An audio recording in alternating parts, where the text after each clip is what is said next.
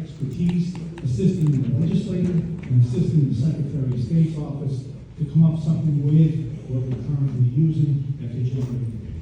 And I believe all that's in the works. This right now is just fraud, waiting to happen.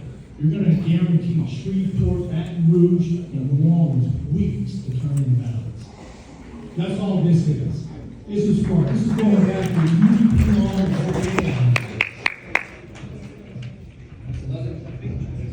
Barry Huggins, District 17B. I've got a couple of issues with this. First off, it addresses two different subjects, and I think that we ought to have a rule that a resolution addresses a single subject. Part of this is a love letter to the Secretary of State. Part of this addresses election integrity. Either one's okay. And I think it's proper to submit either one. I just don't think it ought to be on one single resolution. My second problem is I realize that consistency, as Mr. Oscar Wilde told us, is the hobgoblin of small minds. But I'm curious as to why language about the Secretary of State was taken out of Ms. Hike's resolution and left in this resolution. I don't consider it a slap in the face to ask people to be accountable, nor do I consider it a problem when we hire somebody to do a job to give them our expectations of what we want them to do. And that's a resolution, has no effect of law. It is a statement of policy of the Republican Party, and it's us telling the people that we hired to do a job what we expect them to do. I don't think we would go call for a taxi, get in the taxi, and then not tell the driver where to take us. So,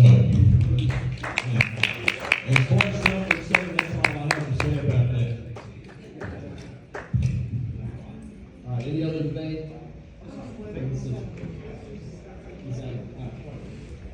Point of information, I have that.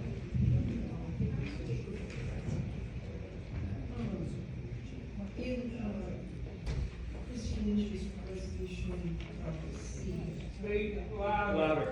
I have a question about the definition of some terms.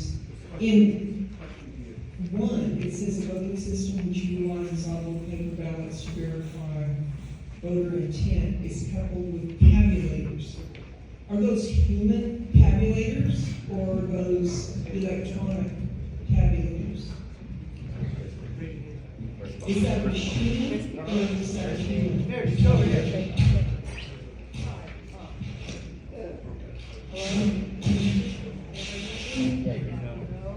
Hold up.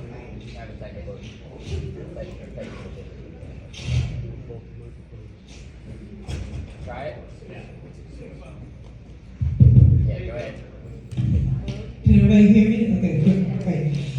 No, those are, and that is the voting system that is used in Florida and in Texas, where they use tabulators to tabulate the results, which are verified afterwards by a paper ballot count of those particular machines. And if you want me to go through the process, I'll be glad to. But that is a parenthetical notation, I think, within line 3, item 3, where it mirrors what they're doing in Texas as well as Florida.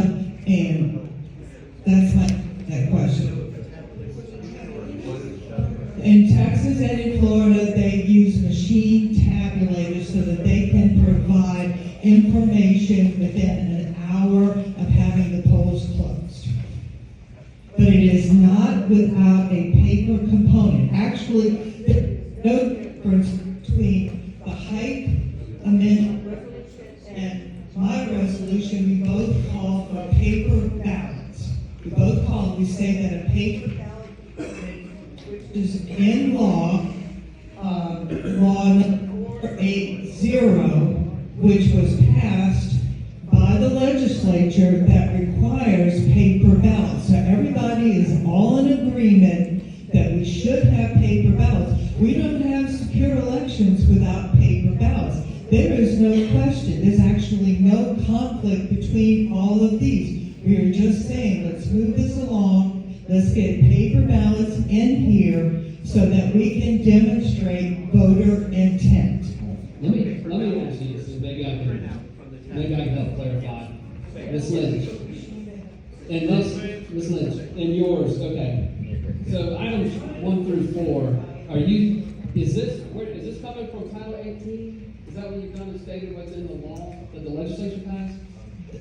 Title 18 will have to be amended once the new voting machines have been decided upon, because Title 18 and put segregation of duties and restraints around the current system, which do not have a paper ballot, which is necessary to election integrity.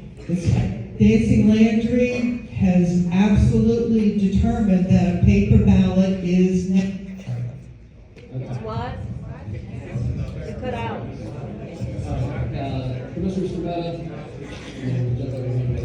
This is just a clarification request from Christie. When we're discussing in her resolution, paper ballot, is she saying a paper tabulation of the ballot, of the ballots off of a machine, that becomes the paper component, or is she talking about individual ballots on paper buses? The law requires paper intention, a paper component of the voter's intention. The actual machines have not gone up for request for proposal. I do not know how the proposed machines will be configured, but that is what is contemplated. Okay. Further my question. So, the question, what I'm asking is, so your resolution does not contemplate the individual voter using a paper ballot. It contemplates a machine tabulating and then printing a paper component of what those tabulations were for approval. Is that right or wrong? The machines can do different things. There are ones where you take a paper ballot, you mark it individually, then you scan it into the machine. There are other machines when there's no request for proposals, so we don't know what types of machine will be accepted. There are other ones where you take a paper ballot and it's marked. The only way that you know that is who was voting for whom is to take those paper ballots, and we can discuss it in total as to how the machine tallies are verified. But you go through the paper ballots, which are sealed, have a chain of custody, and then you sample, go back in through a random number generator, and you go back, you pull up the ballots for those precincts, recount them, and verify the ballots were counted from the machine, which is what they do in Texas and Florida. She's clarifying the resolution. All right, let's do this. We've got several people that want to talk. We've got Mr. Bizzette's next, and Sagamore, and Lisa, defer to you. Question about the second definition, she just touched on it. But in item 3, where it says, confidence in the tallies, coupled with a random number generator identifying. Okay, so the random number generator is the thing. Is it electronic machines, random number generator?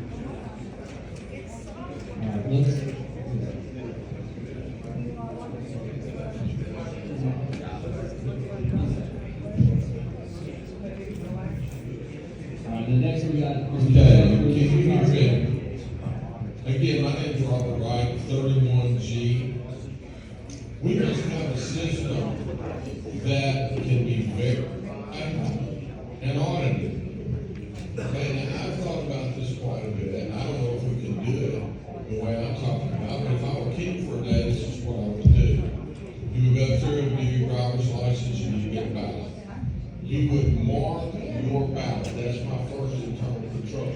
You're going to check it, okay? But all you're going to do is walk over to somebody and put it in a scanner, and that's going to do two things. One, it's going to give us a total for that night, an immediate one. But the second thing that scanner's gonna do is make an image of it, and at the end of the polls, those become available on a website by parish and precinct. There is our second internal control. The third one, Mr. Chair, the third one is the ballot itself that is preserved in the ballot. And it also takes this argument away from people saying, well, I can't check it myself. I can't look. Yes, you can. That's it. It's not a formal vote, but I mean, it's not an official one. But you can use that if the problems in the ballot, that you, the discrepancies between the electronic one that's reported and the actual paper, that would give you the basis for asking for the open vote. Three internal controls. That's right. And so I'm sorry, we gotta keep it real specific to just this resolution.